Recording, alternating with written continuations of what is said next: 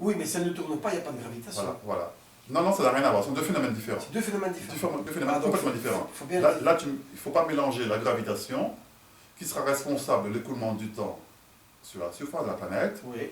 et le mouvement planétaire, le fait que la planète soit sous une orbite spéciale, oui. précise, et qu'elle tourne grâce à une impulsion originelle. Ça, ce sont deux choses oui. complètement différentes. Oui, c'est vrai que si elle ne tourne pas sur elle-même, de toute façon, elle tourne.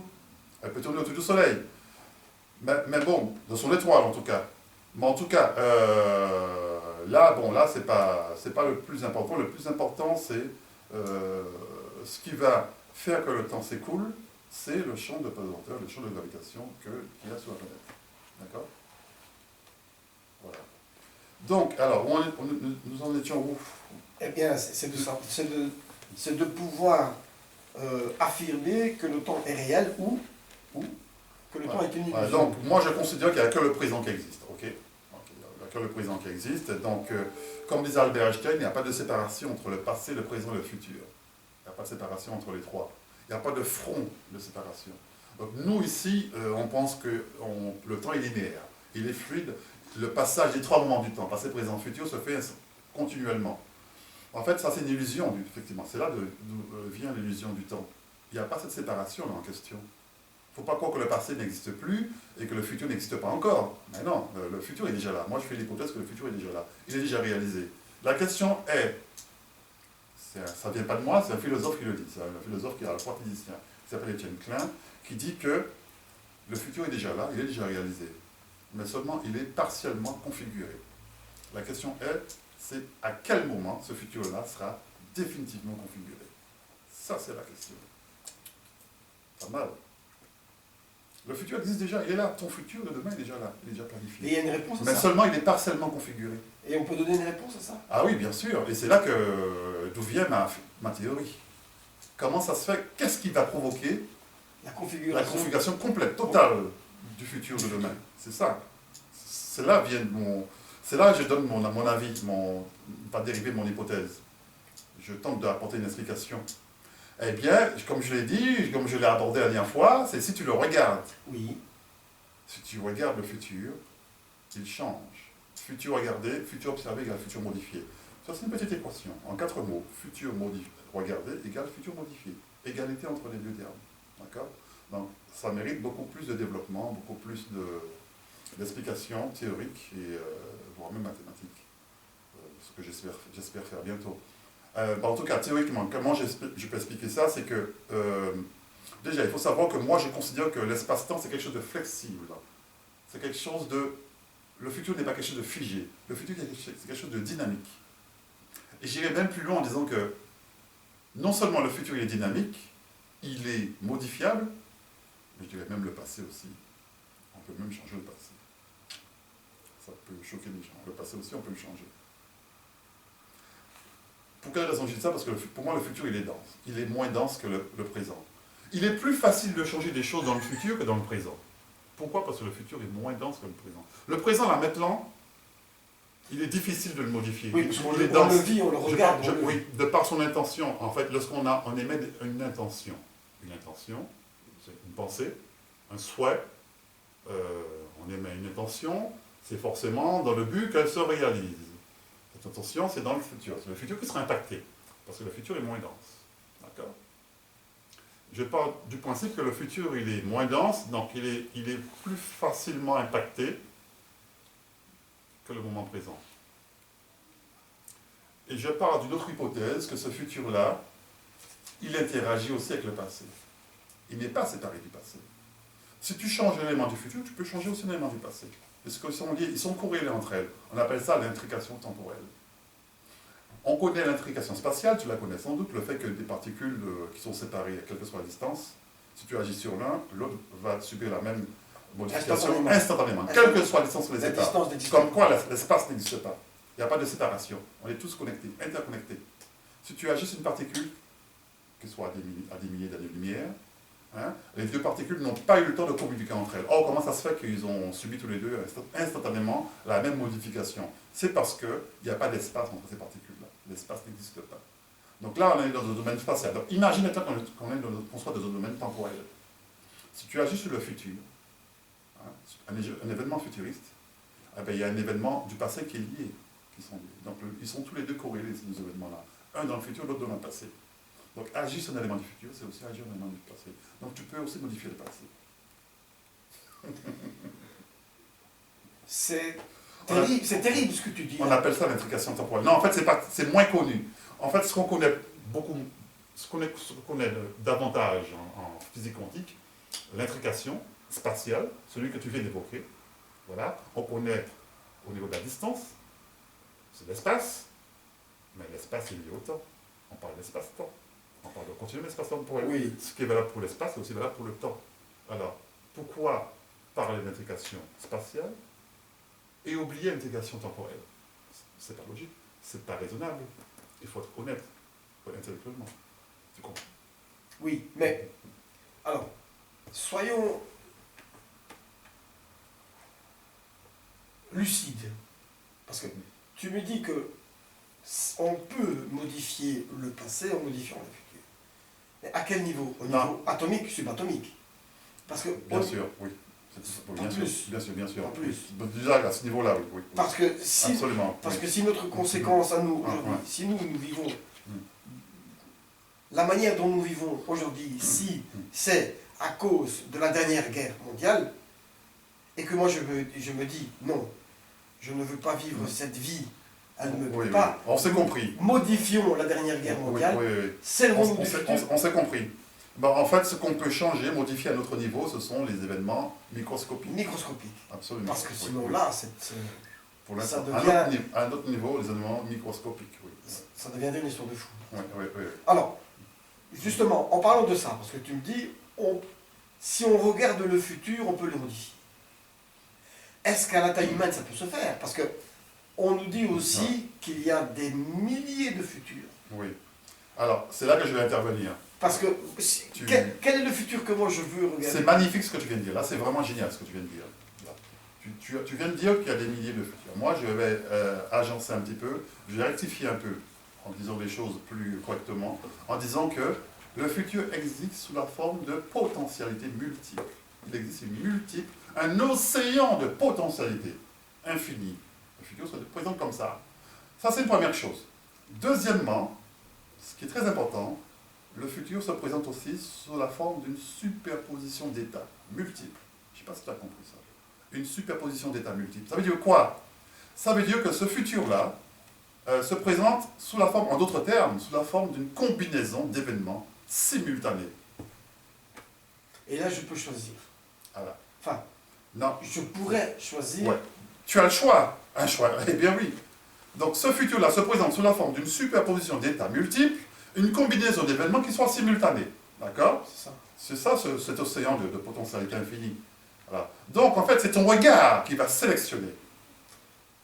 Mon regard. Donc, oui. Donc c'est-à-dire... C'est ton regard, de part... Bon, voilà. On peut se demander quel est l'élément magique dans le regard qui parvient à modifier, à changer le futur. Ah ben c'est ton imagination. Tu te dis, tiens, moi, ce que je veux dans ma vie, c'est ceci. Bon, je veux une super belle Mercedes. Donc je vais... Non, alors, donc, je regarde le catalogue. Attends, je vais t'arrêter. Donc là, tu parles effectivement de Mercedes. Bon, oui, mais c'est le futur. Non, en fait, là, tu es sur un plan macroscopique. C'est ça. Moi, je t'invite à aller dans un plan microscopique. Ce serait bien si on pouvait. Ce serait déjà plus facile, ok? Mais ce serait bien si on pouvait, je pense. Oui, mais pour l'instant, les choses... Bon, pour l'instant, j'ai oublié de le préciser, mais le temps que je cherche à définir, que je cherche à présenter, qui est modifiable, c'est un temps quantique. Ça signifie que c'est un temps qui est discret. D'accord? Le temps a une valeur discrète. Lorsqu'on parle de valeur discrète, ça fait référence à la quantification. Oui. Ok? Ça, c'est important. Donc, quand je dis que... Sur quoi je m'appuie pour dire ça? Il y a des expériences. Il faut des expériences pour ça. Il y a des éléments factuels qui expliquent ceci. C'est au niveau quantique. Au niveau quantique. Et comme par hasard, il y a deux superbes expériences. Voilà, pour moi qui est révélateur.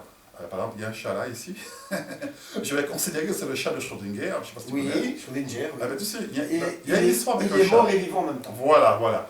Ça tombe bien parce que le chat, il s'appelle comment ce chat? C'est Lady. Lady, ok. Lady, c'est une fille. Hein? Voilà. Eh ben, écoute, il se trouve que, supposons que tu enfermes Lady dans une cage.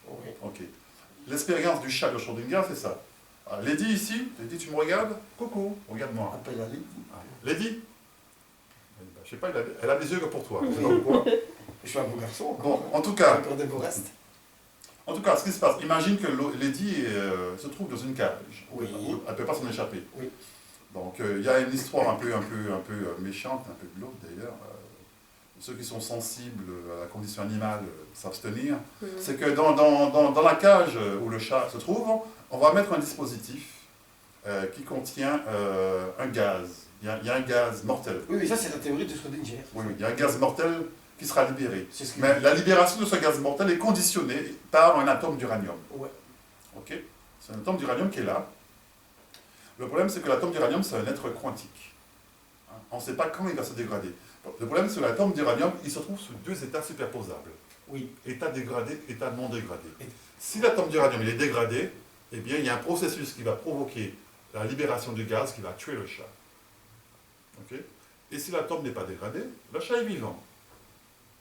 Donc, il est à la fois mort et vivant. voilà. Donc, le problème, c'est que vu que l'atome d'uranium, il est à la fois dégradé et non dégradé, les deux à la fois, c'est vrai, c'est vérifié comme ça.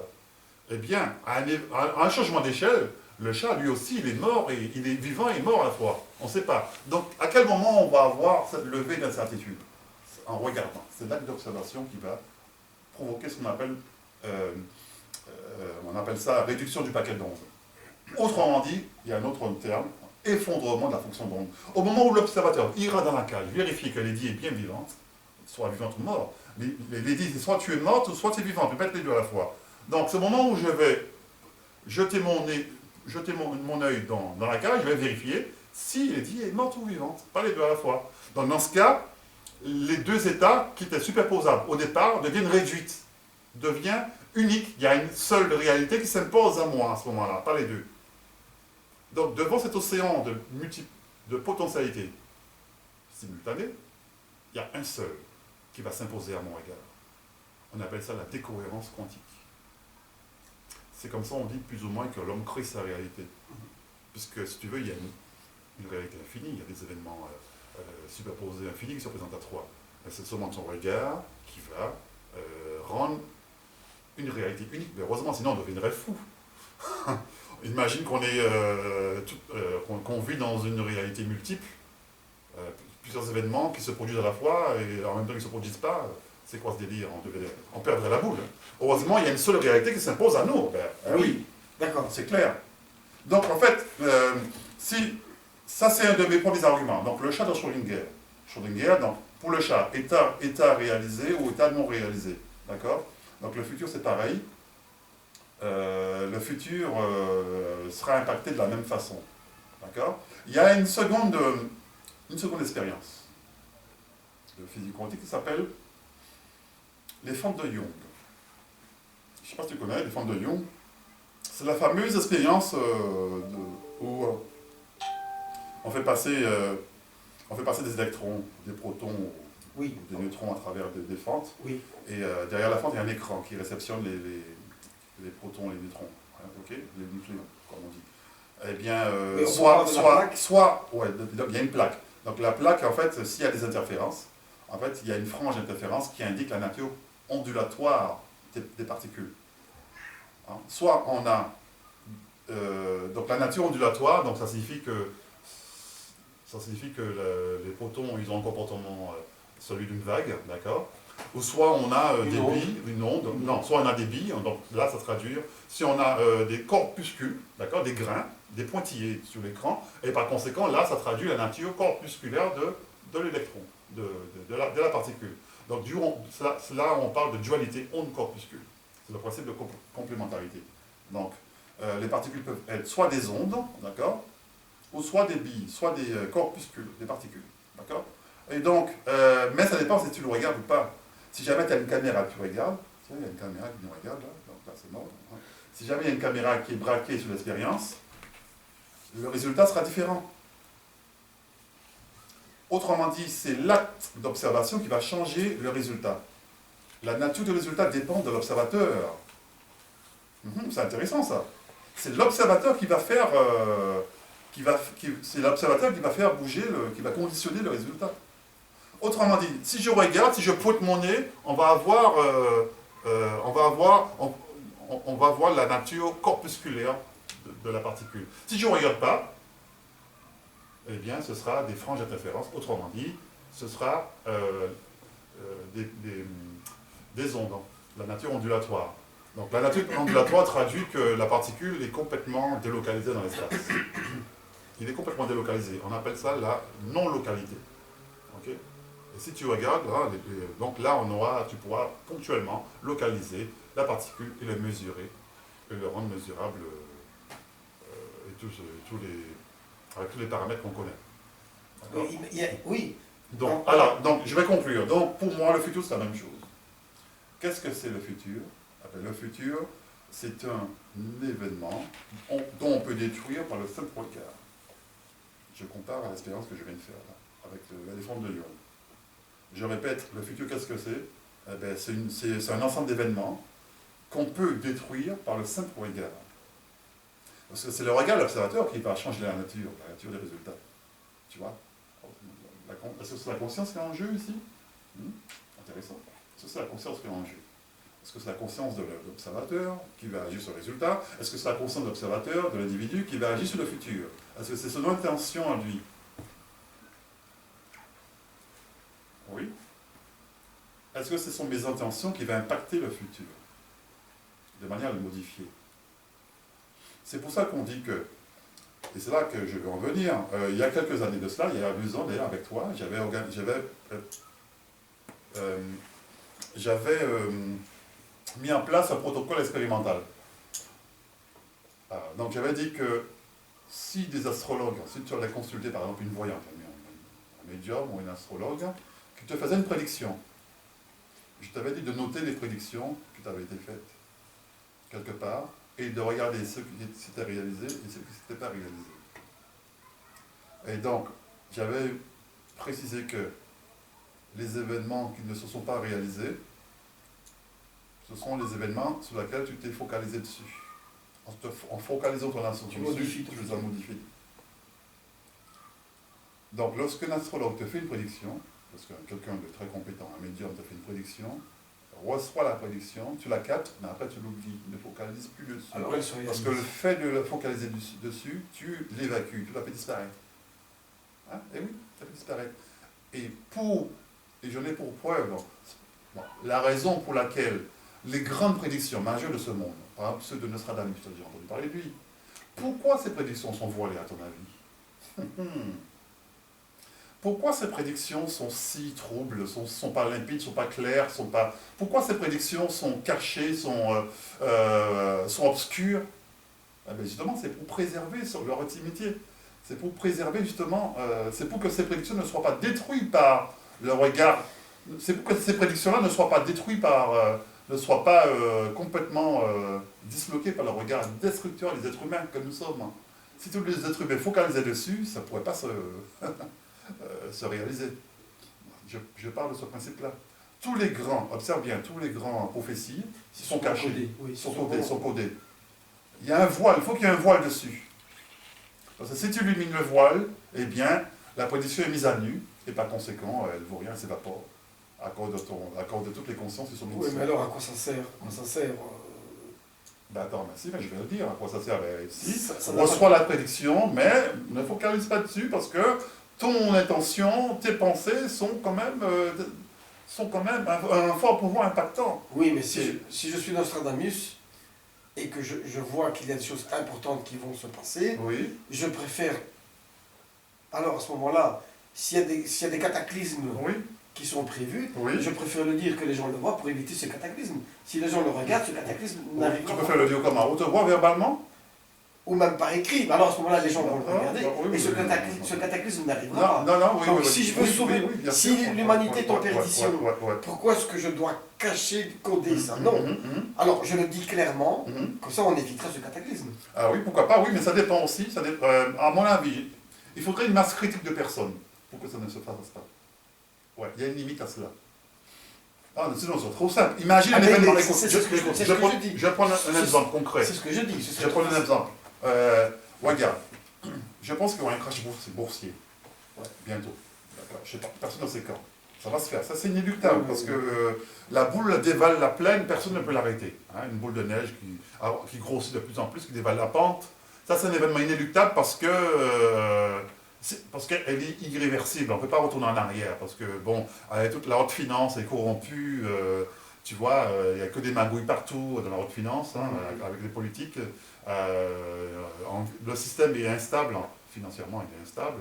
Et dans ce cas, c'est sûr et certain, on est, avec toute la dette qu'il y a, on n'arrive même pas à rembourser la dette, on n'arrive même pas à rembourser l'intérêt de la dette. Donc là franchement, là-dessus, c'est foutu. Il n'y a pas de retour en arrière possible. Donc là, franchement, il y a une crise systémique qui nous attend. Quand? Personne ne le sait. Quand? On le sait que ça va avoir lieu, mais on ne peut pas l'arrêter.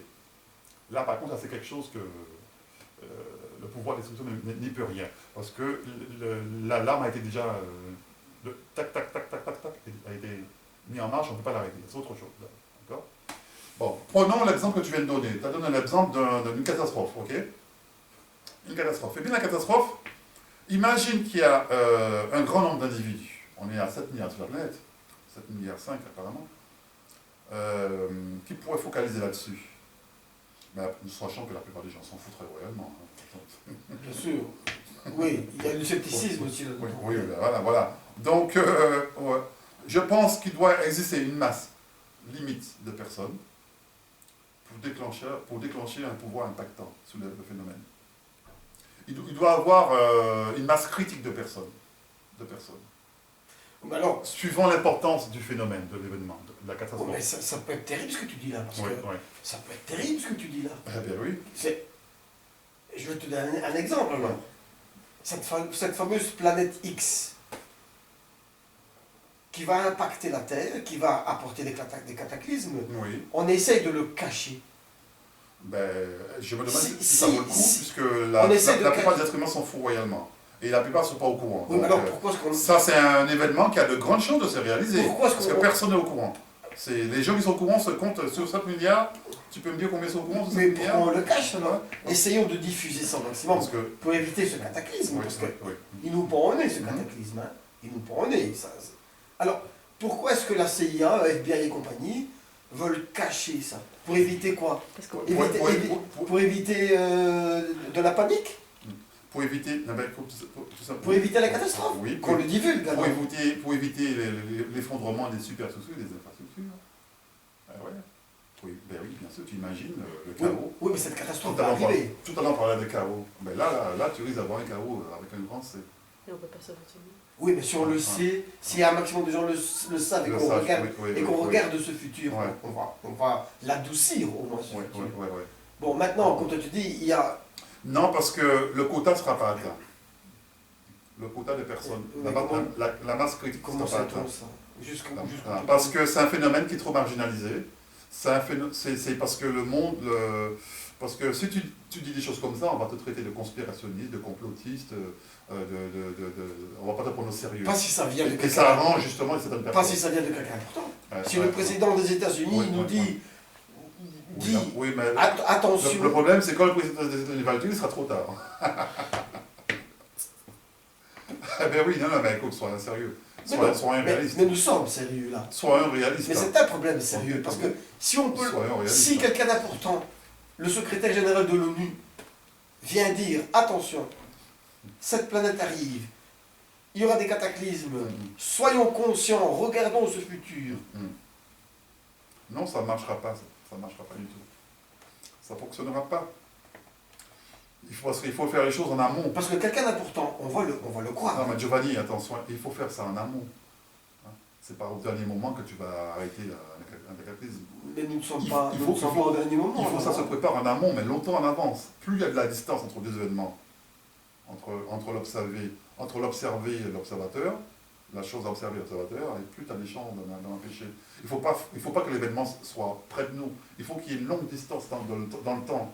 Oui, mais alors, tu vois, alors le complotisme, comme toi tu dis, il est là. Alors. C'est pour détruire un maximum de gens, pour pouvoir les contrôler. Heureusement, c'est comme ça que les choses fonctionnent. Alors c'est du complotisme. Je t'apprends rien. On nous dit, parce qu'en parlant de complotisme, alors il est là.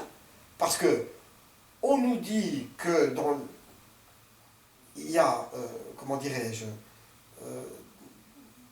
dans ce gouvernement obscur qui est caché, là, on dit que si on veut contrôler l'humanité, si on veut la contrôler, mettre des puces hein, dans le bras ou dans le cerveau, tout ce que tu veux, et contrôler individuellement tous les gens, nous ne pouvons pas être plus de 500 millions.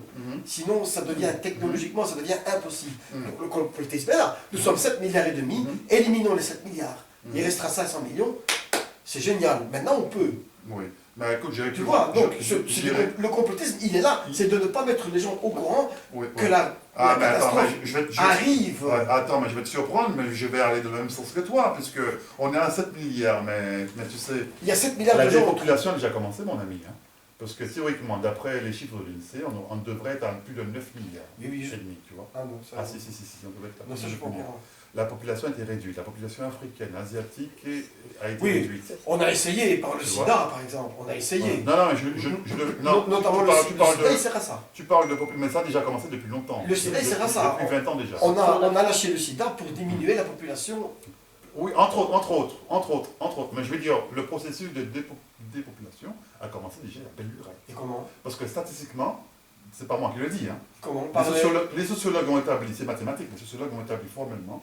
Aujourd'hui, en 2019, on ne devait pas être à 7 milliards, on devait être à plus à 9 milliards et demi. Oui, mais il y a les épidémies, comme l'Ebola. Non, mais la croissance exponentielle. Sauf que là, elle a freiné radicalement. Oui, tu as les moyens contraceptifs. La démographie a diminué radicalement. Oui, mais tu as les moyens contraceptifs, par exemple. Non, c'est pas ça, non, c'est pas... C'est rendre les gens stériles. En Europe. C'est rendre les gens stériles. En Europe. Moi, je ne vois que ça. Voilà, mais dans les pays asiatiques ou africains, tu vois les gens stériles. Il y a une croissance exponentielle de la démographie qui explose et qui s'est arrêtée brusquement sans aucune raison. Tu vois, c'est pas une histoire de contraception. Non, parce que c'est pas quelque chose qui est formellement parce que pour moi, le complotisme il est populaire là-bas. Bon, bref, peu importe. En tout cas, c'est pour aller dans ton sens, ok? Donc, si tu veux, il y a des choses contre lesquelles on n'y peut rien. Donc, si tu parles de telle ou telle chose, tu seras traité de conspirationniste, de complotiste, et voilà, tu annonces qu'un événement futur, tu vas être traité de catastrophiste, au pire, catastrophiste. Oui, voilà. Donc, encore une façon de protéger l'événement pour être sûr qu'elle puisse se réaliser. À l'insu de la plupart des terriens. Oui, parce que ça, oui, comme les... Oui, parce que là, ça nous prend au nez. Là, on est quoi? On est plus très loin, cette fameuse planète X qui déjà... Voilà. Donc, écoute, nous sommes ici à Bruxelles. Fais un petit sondage autour de toi et demande aux gens, parle-leur de la planète X. Vois comment ils vont réagir. Voilà, tout simplement. On est quoi hein? On est à 1 million d'habitants ici à Bruxelles. Eh bien, je t'invite à faire ton petit sondage et puis tu verras bien. Voilà. Donc la majorité de la population n'est pas au courant ou ils s'en foutent complètement. Ce qu'ils pensent pour eux, c'est leur petit confort au quotidien, survivre dans ce chaos urbain. On nous oblige à vivre comme ça. Et voilà, mais c'est fait exprès tout ça. Voilà, c'est volontaire. Hein. Oui. C'est volontaire. Voilà, donc il faut tout le monde le sait, je vais dire. À certains niveaux initiatiques. C'est un système individualiste qui repose sur le matérialisme et sur... on le sait, la meilleure façon... Voilà. Donc tout est fait en fait pour empêcher, pour dissuader l'humain lambda. Tout est fait pour contribuer à ce que il ne se pose pas trop de questions. Voilà. Donc finalement, ça arrange beaucoup de gens. Ça arrange beaucoup de gens qu'on puisse modifier le futur en le regardant. Ça les arrange bien. Puisque grâce à ça, ça fait partie des secrets. Ils peuvent nous cacher. Ça fait partie des secrets. Puisque grâce à ça, ils peuvent nous cacher beaucoup de choses. Parmi d'autres. Et continuer à nous manipuler. Mais en tout cas, écoute, il faut que je dise quelque chose. Évidemment, le futur individuel est beaucoup plus facilement modifiable que le futur collectif. Oui. Parce que là, quand tu me parles de catastrophe, là, il s'agit d'un futur collectif. Collectif. Vraiment, ouais ou faux. Okay. Ben, ça, c'est plus difficile à faire bouger. Ce futur-là est plus difficile à faire bouger, évidemment, pour des raisons logiques, que le futur individuel. Ton propre futur à toi, il est plus facilement modifiable, modulable, déplaçable, hein, quand c'est toi qui agis dessus, de par ton intention. D'accord? Par contre, quand il s'agit d'un futur collectif, oh là là, il faut une masse critique de personnes, je te dis. Il faut une masse critique. Il y a une taille, un échantillon critique. Oui, mais la puissance, Ouais. elle est démultipliée. Voilà. Elle est démultipliée. Tu On vois. est sûr, à ce moment-là, si une personne médite Donc, pour éviter cette fameuse catastrophe de la planète X, si elle est seule à méditer, on est sûr qu'il n'y aura pas grand-chose. Mais si tu as 1 million de personnes qui méditent sur la même chose, il est sûr qu'on pourra peut-être éviter. Parce que tu crées ce qu'on appelle un égrégore. Hein. Exactement. Donc 1 million de personnes, ça fait 1 million de fois. absolument, oui, bien Donc sûr. là, tu Voilà, peux, voilà. là, la masse critique, comme tu dis, Elle est atteinte. tu vois, ça peut être même 2 millions, même 3 millions. Elle est atteinte, mais bon, voire utopique. Oui. Bon.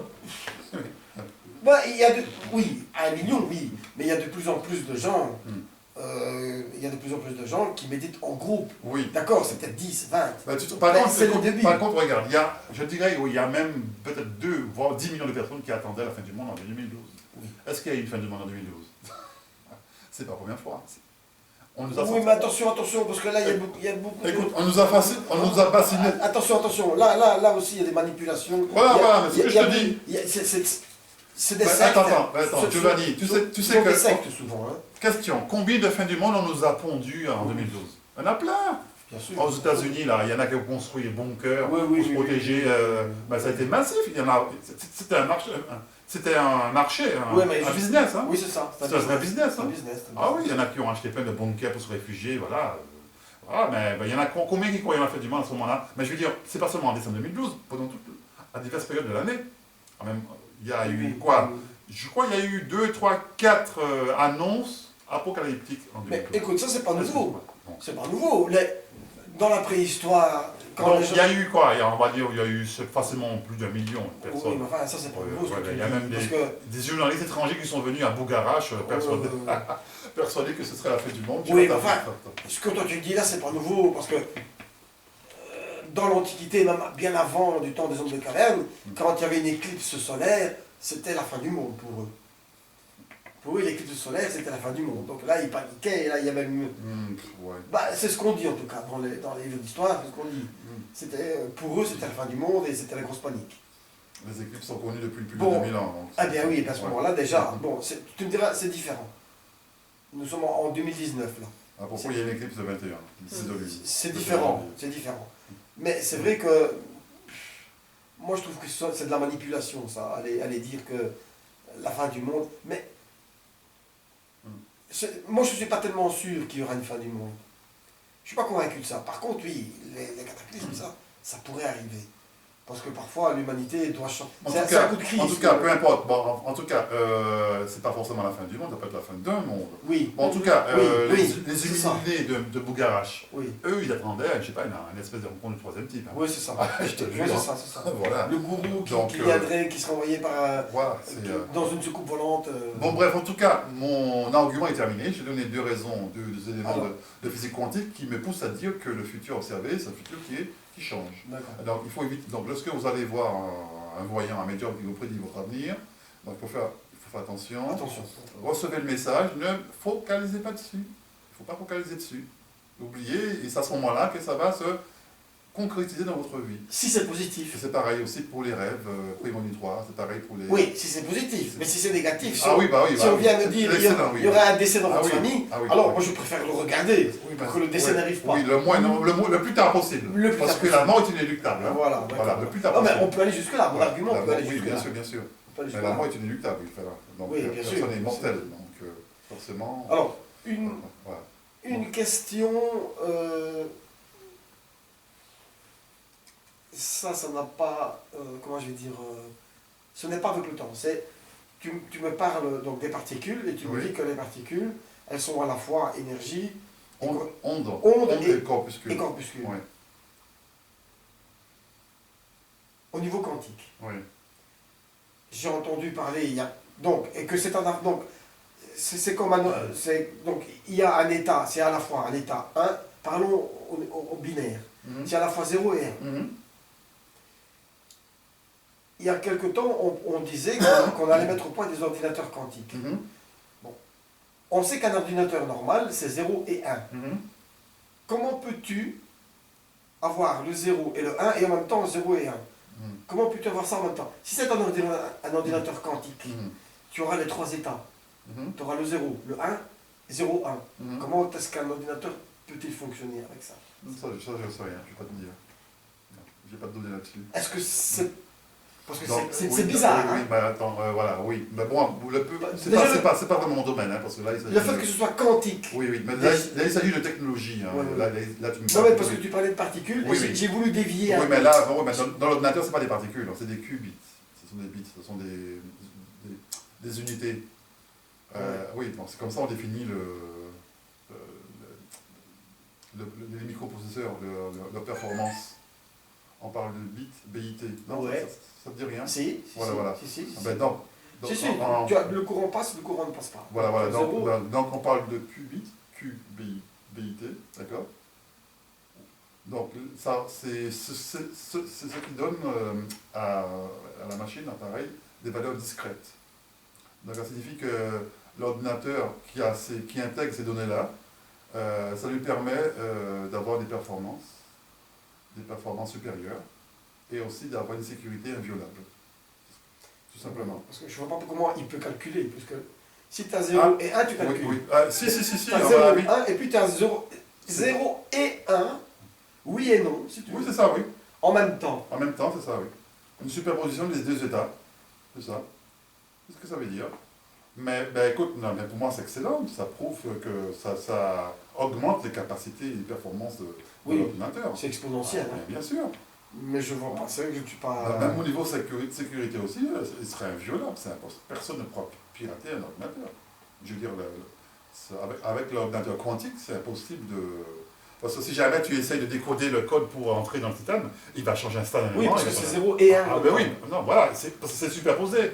C'est pour ça qu'il est impossible de violer un truc pareil. Impossible de... Donc il peut y avoir des Le applications. meilleur hacker au monde, pirate au monde, ne pourra rien faire. Donc, Parce que c'est un truc qui va être forcément plus malin que l'humain. Donc on peut avoir des applications énormes. Ah oui, bien sûr. Le bien fait sûr. que ce soit Mais 0 bon, et 1. Je répète que l'ordinateur quantique, c'est pas... Là, on touche plus à la technologie. Oui, mais... Voilà. Oui, mais je suppose que les recherches quantiques, elles servent à ça. Il y aura des répercussions. Entre autres, oui, bien sûr. Il y aura des entre autres, répercussions. oui. Parce que c'est vrai qu'il y a ton fameux exemple. Là, Moi, je m'intéresse plus à la téléportation, par Oui. exemple, la quantique. Ah ben oui, mais en parlant de ça, c'est vrai qu'il y a le deuxième exemple Ouais. où tu as deux fentes. Ça, je me souviens. Tu as un panneau avec deux fentes. Tu as un panneau au fond. On bombarde ce panneau. Oui, bien sûr. Et qu'est-ce que tu as? Tu as des électrons qui vont par une fente et des électrons qui vont par l'autre fente. Et quand tu regardes, tu as l'électron qui passe par les deux fentes en même temps. C'est ça, oui, c'est ce que j'avais dit tout à l'heure. Voilà. Par les deux fentes, Oui. Quand on regarde, oui. en même temps. Mhm. Ça, c'est quelque chose que... Enfin, moi, je comprends. Je ne sais pas concevoir ça. Non, en Comment, fait, non, tu te trompes, Giovanni, c'est l'inverse. Non, il passe par les deux. Non, ça c'est quand tu regardes pas. C'est quand tu regardes pas. Bon. il passe par les deux. Si jamais tu mets une caméra vidéo pour filmer, D'accord, mais c'est pareil. si tu mets une caméra vidéo, tu vas voir qu'il ne passe que par une seule fente. Peu importe. D'accord? Peu importe. Ouais, c'est l'inverse. Mais peu importe. Même si c'est l'inverse. Mais Mm. comment... D'accord, on ne le regarde pas et ça passe par les deux Ah fentes. ben, Comment est-ce possible Ben, c'est simple. que ça passe par les deux Ben, fentes? c'est à cause du pouvoir de non-localité. C'est le pouvoir de non-localisation. Ah oui, oui, tu en avais parlé de C'est ça. la Mais non-localité. j'avais pas... Oui, effectivement, j'avais pas bien capté ça. C'est la non-localité tout simplement qui fait que... Une particule passe en même temps par les Oui, deux. voilà, c'est ça, oui. Tout à fait. On va avoir des franges d'interférence. C'est ce qu'on appelle le don d'ubiquité. C'est Oui, comme si quelqu'un pouvait être... C'est comme si quelqu'un En pouvait fait, être à tu sais, deux endroits différents. le fait que les électrons passent en même temps dans les deux fentes traduit la nature ondulatoire des électrons. Hein, et non pas corpusculaire. Ah. Ondulatoire. Donc on va avoir des franges d'interférence qui prouvent que l'électron est parfaitement délocalisé. On ne peut pas le localiser quelque part. Comment veux-tu qu'il passe à une seule fente? Il est délocalisé, tu vois. C'est dur. T'as pas compris, hein? Si. Ouais. Si. Comment veux-tu... Ça veut dire que l'espace... Attends, comment veux-tu localiser? C'est pas seulement quelque chose qui est parfaitement délocalisé. C'est ça. Donc il faut dire, pour comprendre ça, il faut partir du principe que l'espace n'existe pas. Entre autres, oui. Il faut partir de ce principe-là. Si on se dit que l'espace n'existe pas, on... Non, je dirais plutôt qu'il faut partir du principe que il existe un principe de non-localité au niveau des particules. Les particules ne sont pas localisables ponctuellement, en l'état. C'est pour ça que quand tu ne regardes pas, hein, les écrans passent par les deux fentes à la fois. Oui. Quand tu regardes, ils passent par une seule fente. Tu vois, c'est une seule fente. Parce que bon, ça n'a pas de sens.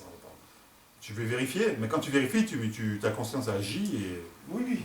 Voilà. Donc, il te donne une version unique. C'est dur à. Voilà, il te donne une version unique, un modèle, une réalité unique qui concorde avec ta compréhension des choses directement dans le moment. Tu comprends? Comme quoi tout se ramène à la conscience humaine. Oui. Ah, voilà. Voilà, donc je propose qu'on fasse une pause, on s'arrête. Ok, ben Jérémy, oui. Ben merci. Ben, il y aura voilà. une suite. Ouais, ça doit se donner dans une suite, puisque Voilà, on a des choses à dire. J'aurai Voilà. d'autres questions aussi. Voilà. Aussi intéressantes. Ok, ben allez, à la prochaine. À la prochaine.